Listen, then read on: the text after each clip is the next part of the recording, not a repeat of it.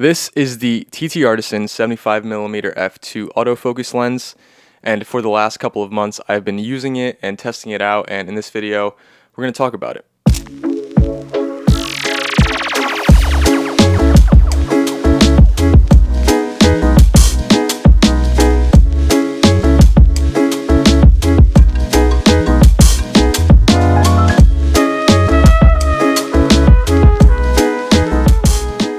Throughout the years that I've been doing street photography, or just photography in general, I would say that about 90% of all my work has been shot on third-party lenses, because in the beginning especially, I really couldn't afford to spend money on like native Sony glass, which was like, you know, the G Masters or the G lenses. And so I would recommend anyone, you know, buy third-party glass in the beginning to save money, but it's also something that I still do today when I need a new lens. Back in October, TTArtisan reached out to me and asked if I wanted to test out any of their lenses, and honestly I didn't really know what they offered, so I went on their website, took a look at what they have, and this lens piqued my interest, which is the 75mm f2 autofocus lens. This one appealed to me the most because it is a relatively compact prime lens at a focal length that I had never really used before, at least not in a prime body configuration. Just a quick disclaimer, TTArtisan did not pay me. All they did was ask if I wanted to test out any of their lenses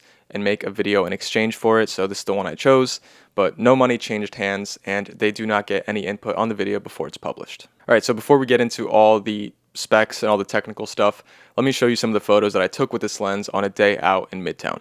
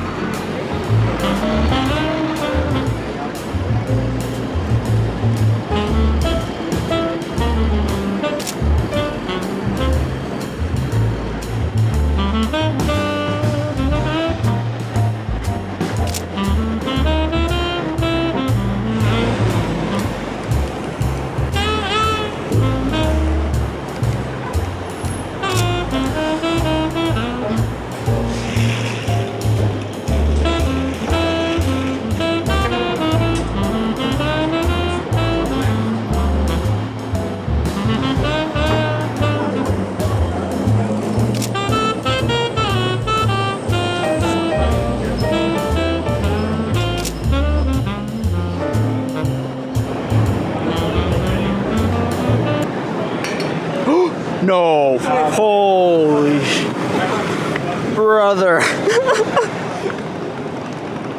Yo. I meant to do that.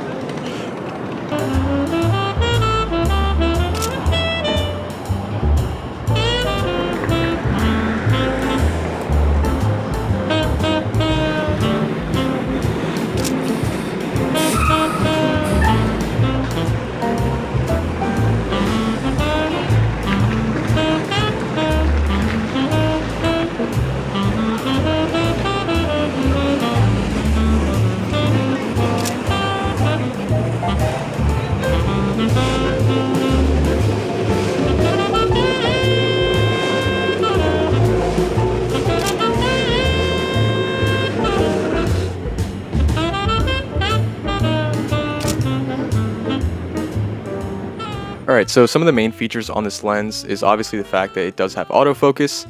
It also has a clickable aperture ring from f2 to f16, which honestly I don't get a lot of use out of because I do prefer to adjust all my settings on the camera body itself.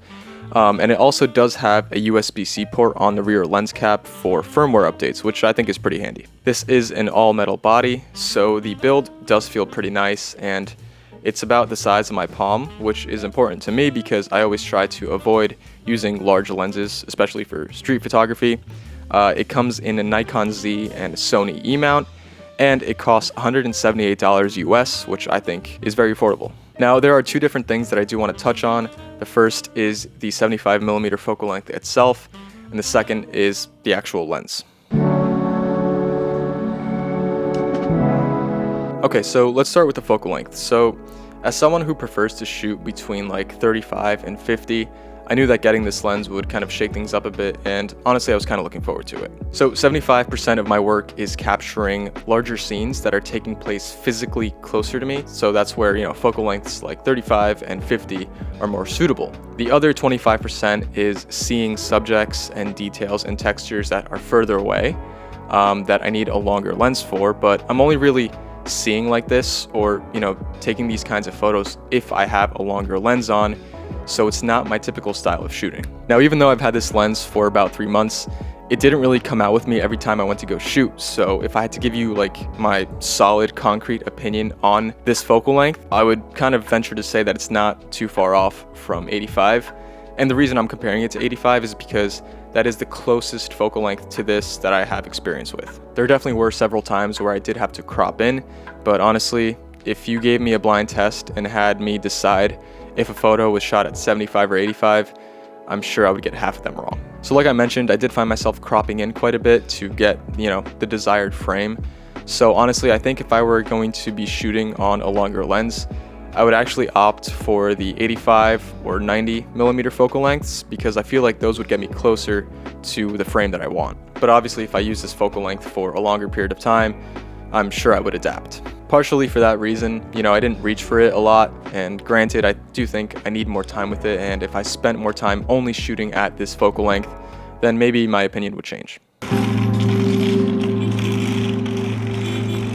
When you buy a lens at this price compared to, let's say a lens that's 3 or 4 times more expensive, you might expect this one to have a few shortcomings. And while this lens does have, some challenges and quirks, I think overall you get a really good bang for your buck. Autofocus is probably the most important thing to me because a lens's autofocus performance is the thing that I will notice the most when I'm out using it. The autofocus performance can either hinder your workflow or it can make it seamless, and apart from a few tough compositions that I was trying to shoot, I would say the AF performed pretty well when it came to photos. So the compositions that I shoot with longer lenses tend to be a lot more simple and straightforward than the scenes that I'm trying to capture at 35 or 50. And so when there is a clear point of focus in the composition, this lens does pretty well to detect that. However, when it comes to images or scenes where there are, where there's a lot of moving parts or more depth, I have found this lens to kind of hunt, but for this price, it's not really a big of a deal, honestly. Now, when it comes to video, the autofocus is definitely hit or miss, but I don't think this lens was designed with video in mind, so I wouldn't really consider that a deal breaker. Along with autofocus, I think the build quality is definitely something you notice right off the bat.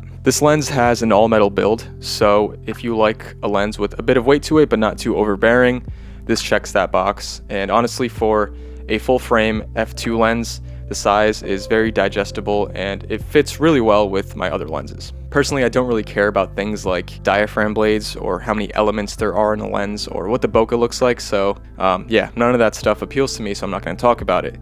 But in terms of sharpness, this lens is pretty solid. I shoot most of my work at like f4, 5.6, 8, so I haven't really had an issue with sharpness. Maybe if I were to strictly shoot at f2, I might notice, if there is any like softness around the corners, but I haven't. And I think if you're only posting to social media, then it doesn't really matter. All right, so now let's get into some of the downsides of this lens. So one of the things pertaining to the build quality of this lens that kind of bothers me is the fact that the markings on the aperture ring are not like directly in line with the center marker. This doesn't affect performance whatsoever, and it's more of a attention to detail kind of thing. But I know that some people, that will bother some people, so I thought it was worth mentioning. Now, while on the topic of the aperture ring, and like I mentioned before, I prefer to adjust all my settings on the camera itself, but if I'm gonna buy a lens that has an aperture ring, I would prefer it to have a bit more resistance. This ring is a little bit loose, and there were times where, without even realizing it, I bumped the lens or touched it with my hand and changed the aperture, and I was like, why is my image so dark? Until I realized, by looking at the lens, that I was at like f16. So personally, I would like a bit more resistance, but I guess that is different for every person.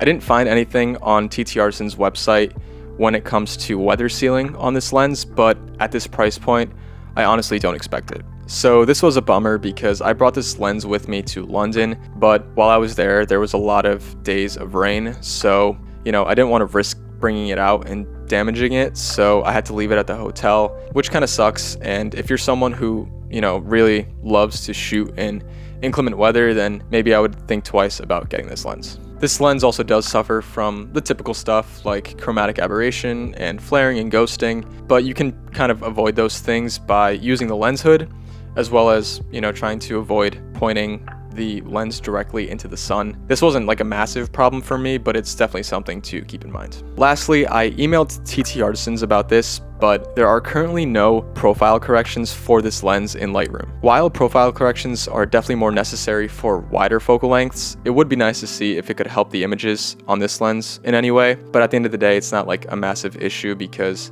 at this focal length, there's not a ton of distortion in the first place. This is a really nice and affordable lens, and it's great for if you want to try something new. There aren't really many 75mm prime lenses for Sony at least, so it definitely fills a bit of that void. Obviously, there are the downsides that I mentioned, but if those things aren't deal breakers to you and you want a new lens without breaking the bank, then I think this is a really solid option. I'm not sure if this lens will find a place in my street photography workflow, but in the days that I did bring it out, I managed to get some photos that I really liked, so at the end of the day, that's what matters. Thank you to TTArtisan for sending me this lens and letting me test it out, and thank you guys for watching. I hope you found the video insightful, and hopefully I was able to give you a bit more clarity if you were thinking about purchasing this lens. But yeah, if you have any more questions, feel free to leave them in the comments. I'll try to get back to them, and that's all I have. Thank you guys for watching, and I'll see you in the next one.